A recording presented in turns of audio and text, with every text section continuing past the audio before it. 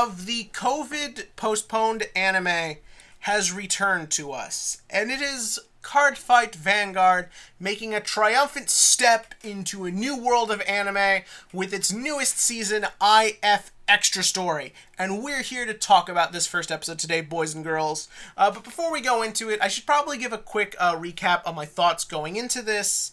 Also, someone asked that in the comments of yesterday's video. Sorry I didn't get back to you. But yeah, no. So going into this season, I have no interest. I'm not looking forward to this.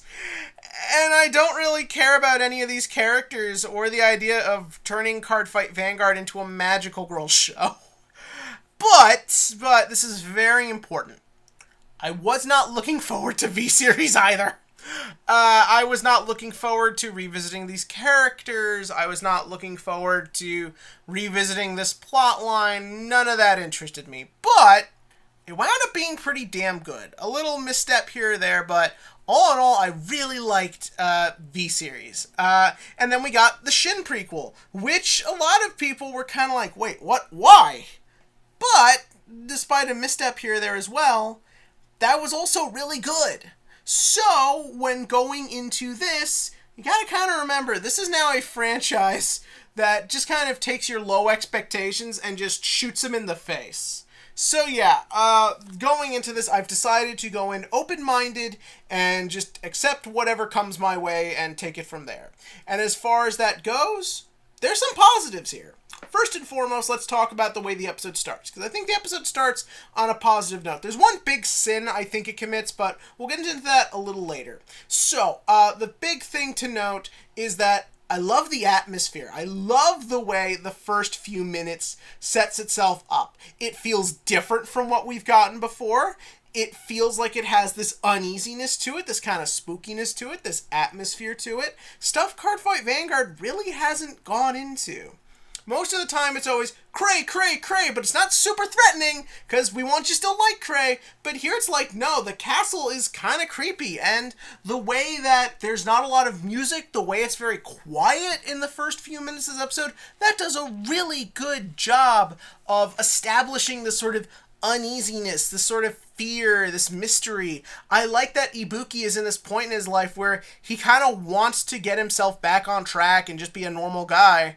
But once again, there's something else that's kind of just calling out to him and gnawing at him, and it separates him from everyone else again. Like, he can just never catch a break. And I think that's kind of a neat idea to set up for the beginning of your show. I also like, with Ibuki, they set up right away why he's different from Aichi and Shin. He's not those guys. He is not like Aichi in that he's gonna kind of be quiet and be kind of charming and friendly and just try and understand the situation. No, he's going with Suiko because he has to, and he's going to be a jerk about it every step in the way. He's also not like Shin in that he's going to try and be clever or try to figure out a way to take advantage of the situation. No, he's this angry, unhappy guy who just wants a few answers and then just move on with his life. And that is very much felt throughout the entire episode. He doesn't want to be here. I don't want to be here either, but at least they figured out a way to make it work. So yeah, then from there, he is brought to the Tatsunagis. I'm a little annoyed Suiko is just acting exactly like she did when she was controlled by Azel or whatever the fuck that was about. You can also make the argument, though, Suiko is more of the mature, sort of calculating member of Ultra Rare, so it's very possible that she saw her new life situation and just elected to adapt to it. They could easily go into what life is like for her now a little later. I would have liked a little hint towards it now, but for a first episode, which is mostly just based around expo dumping, I think it was alright. So then they bring him to the Tatsunagi house, where we get a explanation-ish of the castle. I kind of had a hard time following this. But essentially, from what I gather, it's this big, complicated thing that Ibuki has to stop. And they kind of force him into it, which I sort of like. The Tatsunagis are those kinds of people. They are those kinds of people who will just force you to do their dirty work. They'll force you to do their bidding, and they'll just kind of justify it to themselves later by saying, it was for the better of everyone. So, yeah, I like the idea. I think them forcing him into it is a lot better than him like, fine, whatever, I'll do it. That just feels like something they would do. Will they then make sure to give Ibuki a sense of forward momentum later? We'll have to wait and see. So yeah, so I think it's probably now to get into the other plot line going on here, and that is Emmy and Shuckle. I know her name is Shuka, but I am 5 years old, so I am electing to call her Shuckle. So yeah, Emmy and Shuckle enter the plot, and the only real character establishment for Emmy is that she is also given a question to answer in school, this time doing it flawlessly, thus establishing how she's different from Aichi, except when you make it her difference is that she's good at shit. It doesn't give her character a lot of room to grow. So at that point, I'd almost think it would work better if they just established her and Shuckle as Ibuki's weird sidekicks in this. But that's neither here nor there. So yeah, then they go to the castle, and I begin to realize, oh no, I'm going to have to listen to their really loud, annoying, squeaky voices for the next 13 to 20 odd weeks of my life, aren't I?